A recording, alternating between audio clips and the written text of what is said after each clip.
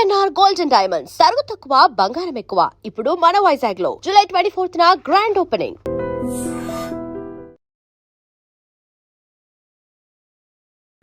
అంటే ఇప్పుడు పర్సనాలిటీ విషయంలోకి వచ్చింది కాబట్టి లైక్ అది పర్సనాలిటీ షో అంటే లాస్ట్ వరకు టాప్ 5 వరకు ఉన్న వాళ్ళు లైక్ జనాల్లో వాళ్ళ పర్సనాలిటీస్ విన్ అయినట్టు. అంటే నువ్వు 5th వీక్ వచ్చావు కాబట్టి నీ పర్సనాలిటీ జనాలకి నచ్చలేదు అని అంటే do you accept? No. Because I think elimination could be because others were better than me.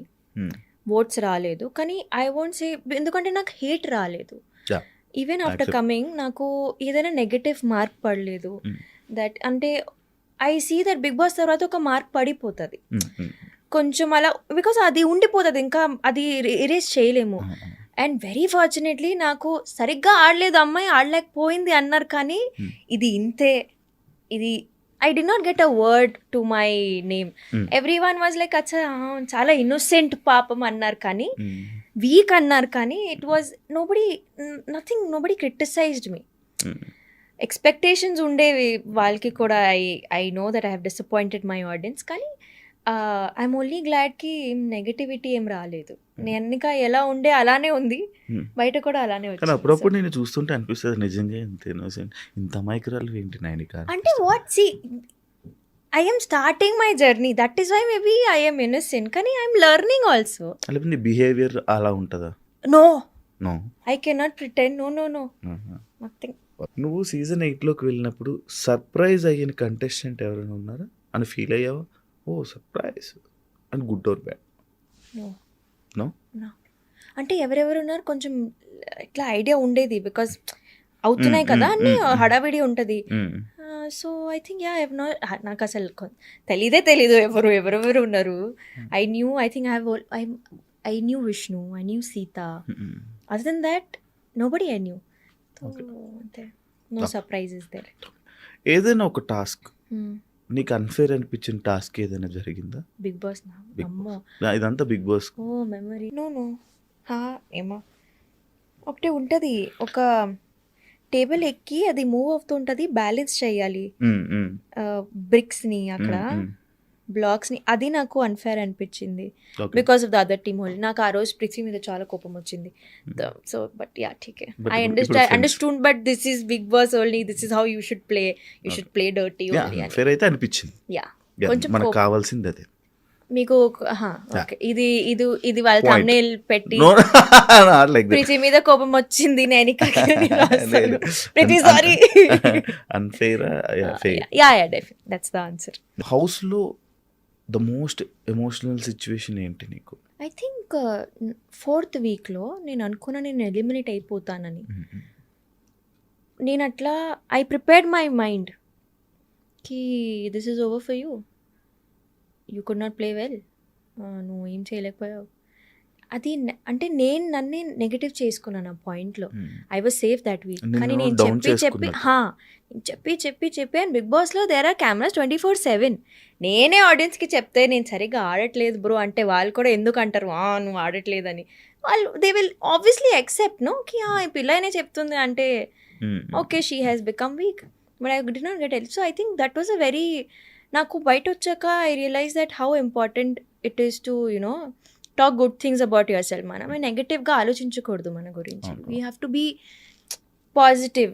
నువ్వు స్ట్రాంగ్గా ఉన్నావు, పోనీ ఇవన్నీ అయిపోయాయి కదా, నెక్స్ట్ నుంచి ఇంకా గట్టిగా ఉండు. నేను అలా ఆలోచించకుండా అయిపోయింది, ఎలిమినేట్ అయిపోతా. I don't know, something everything got in to my mind and అంతా ఆలోచిస్తూ ఉంటావా? చాలా. నేను ఇక్కడ కూర్చున్నాను, నేను ఎక్కడో ఉంటాను. ఇప్పుడు ఇక్కడే ఉన్నావు కదా, ఇప్పుడు ఇక్కడే ఉన్నా, but then I overthink a lot. So అది చాలా కష్టం కదా జర్నీకి. అదే నేర్చుకుంటున్నా కానీ కష్టము. And overthinking can never be normal అనుకుంటా. దానివల్ల ఇప్పుడు ఎక్కువ గొడవలు అవుతుంటాయి, ఫ్రెండ్స్ మధ్య గొడవలు అవుతుంటాయి, ఒకవేళ బాయ్ ఫ్రెండ్ ఉంటే బాయ్ ఫ్రెండ్తో గొడవలు అవుతుంటాయి, పేరెంట్స్ ఉంటే పేరెంట్స్ గొడవలు అవుతుంటాయి. అది అసలు మన ఒక పర్సన్ నుంచి విడదీయడానికి ఓవర్ థింకింగ్ చాలు, అదే పెద్ద రెడ్ ఫ్లాగ్ కదా. ఆర్గ్యుమెంట్స్ని హౌస్లో ఆర్గ్యుమెంట్స్ని అండ్ ప్రెజర్ని ఎలా మేనేజ్ చేసేదాన్ని, అంటే ఎలా హ్యాండిల్ చేసేదాన్ని? నేను నార్మల్ ఇట్లా in my real life also నేను ఎలా ఉంటానంటే, నేను ఆ మనిషి ఆ సిచ్యువేషన్‌లో ఎలా రియాక్ట్ అవుతున్నాడు అనేది నేను అది ప్రాసెస్ చేసుకుంటాను. అంటే ఐ బీ ఇన్ దేర్ షూస్‌కి అయ్యో! నేను ఆ సిచ్యువేషన్‌లో ఉంటే నేనేం చేసేదాన్ని అలా ఉంటాను. సో, ఐ థింక్ నేను అక్కడ పర్సనాలిటీస్‌తో ఫైట్ చేయడం కన్నా నేను వాళ్ళని అర్థం చేసుకునే పొజిషన్‌లో కూర్చున్నాను. అంటే అయ్యో! అవును పాపం కోపం అయితే వస్తది. కరెక్టే కదా! సో, నేను అది చేశాను. So, I think I used to think from their point of view. అచ్చా! కరెక్ట్ కోపం వస్తది కదా! కరెక్టే కదా! వాళ్ళు కూడా సరిగ్గానే ఆడుతున్నారు కదా! ఒక పాయింట్‌లో నేను అలా అయిపోయా. ఫస్ట్ 2-3 వీక్స్ వరకి నాకు అందరి మీద ఇట్లా ఏంటి అసలు మనుషులా కాదా? అసలు ఇట్లా ఎందుకున్నారు? behaviors ఏంటి? ప్రాపర్‌గా ఉండొచ్చు కదా! ఏంటి అసలు ఇంత చిన్న మ్యాటర్‌కి ఇంత పెద్ద గొడవ ఎందుకు చేయాలి? ఇది. But then again I realize that it's not worth it. It's everyone is playing their own game. You cannot make them play like how you want to play kada. So I think I used to just be calm. ఒక ఆడియన్గా big boss షోని అర్థం కాని ఒక point ఏదైనా ఉందా? ఏంటిది ఎందుకు big boss ఇలా ఉంటుంది అని ఎప్పుడైనా ఆలోచించావా? బిగ్ బాస్ వెళ్ళే ముందు ఆలోచించేదాన్ని ఎందుకు గొడవలు పడుతూ ఉంటారు అని ఆలోచించేదాన్ని. కానీ అగైన్ పీపుల్ ఐ థింక్ జనాలకి ఇదే ఇప్పుడు కూడా ఇది ఉంటుంది. Because why do they keep fighting అని ఇప్పుడు కూడా క్వశ్చన్ ఉంది. అసలు స్క్రిప్టెడ్ చెప్తారా ఏంటి, గొడవ పడిమని ఇట్లా సిచ్యువేషన్లో పెడతారా ఏంటి అని ఆలోచిస్తారు. నేను ఒక్కటే చెప్తాను that the selection of contestants ప్రతి సీజన్ ఇంత స్పాట్ ఆన్ ఉంటుందంటే దే నోకి ఈ పర్సనాలిటీస్ కలిసి ఒక రూమ్లో ఉంటే క్లాషెస్ అవుతాయి. అండ్ ఎంత అయినా సరే ఒక ఇంట్లో ఉన్న కూడా జాయింట్ ఫ్యామిలీస్ అయినా అప్పుడు కూడా క్లాషెస్ ఎందుకు ఉంటాయి మాకు తెలుసు కదా, ఫ్యామిలీయే కదా ఎందుకు గొడవలు పడడం. బట్ వీ డూ ఫైట్ ఎందుకంటే ప్రతి పర్సనాలిటీ మ్యాచ్ అవుతుందని అవసరం లేదు. You will fight. ఇప్పుడు ఒక మనిషికి ఒక ఒపీనియన్ ఉండొచ్చు, వేరే వాళ్ళకి వేరే ఒపీనియన్స్ ఉండొచ్చు. So I think it is all people needs to know it is not at all scripted. అక్కడ ఉన్న కోపం వేరు, అక్కడ ఉన్న సిచ్యువేషన్స్ వేరు. And I think when personalities clash తో I think the meaning of Bigg Boss ఆ పర్సనాలిటీ షో అనేది చాలా మంచిగా అక్కడ ఎక్స్ప్లెయిన్ అయిపోతుంది. నువ్వు ఎప్పుడైనా ఏదైనా ఒక సిచ్యువేషన్లో కెమెరా కోసం కెమెరాస్ ఉన్నాయని యాక్ట్ చేయాల్సిన సిచ్యువేషన్ వచ్చిందా? లేదు. కానీ చేసే పర్సన్స్ ఉంటారా? అవును, definitely. Every Bigg Boss season there will be 1 or 2 people who will only act in front of the camera. ఈ సీజన్లో నీకు ఎవరు అనిపించారు? ఈ సీజన్లో నాకు తెలీదు. మీ సీజన్లో ఎవరు అనిపించారు? నాకు తెలీదు. ఇది సేఫెస్ట్. స్ట్రెస్కి కాలు ఊపుతా ఉంటావా నువ్వు? నాకు మణికంఠ అనిపించాడు మా సీజన్ అయితే. కావాలని కెమెరా ముందే వెళ్ళి I should not do this, ఇలా ఉండకూడదు నేను, ఇలా Bigg Boss I think it was Manikanta.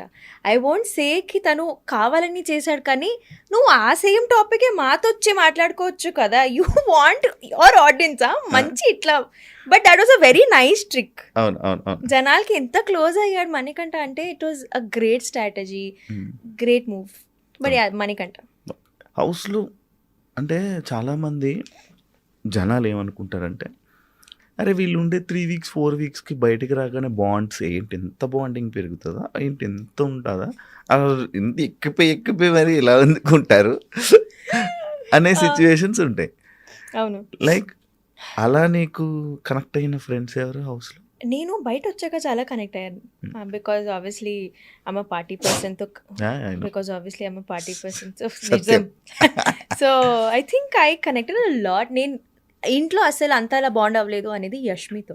I bonded a lot with Yashmi after coming out of the home. Because ఉండేది దగ్గర, పోయేది సేమ్ ప్లేసెస్కి. అరే రారా అంటది, ఓకే రా వస్తున్నాను అంటది, వస్తున్నా అంటాను. So I think Yashmi was one of my friend. నేను అనుకోలేదు దట్ అంత క్లోజ్ అవుతాను. బట్ హౌస్లో నువ్వు చేసిన ఒక రాంగ్ స్టెప్ని ఏదైనా ఒకటి చేసుంటే, అబ్బా ఇలా చేయకుండా ఉంటే బాగుండు అని ఆలోచించావా? బయటకు వచ్చాక ఏదైనా సిచ్యువేషన్ ఉందా అలాంటిది నీకు? అసలు లేవు.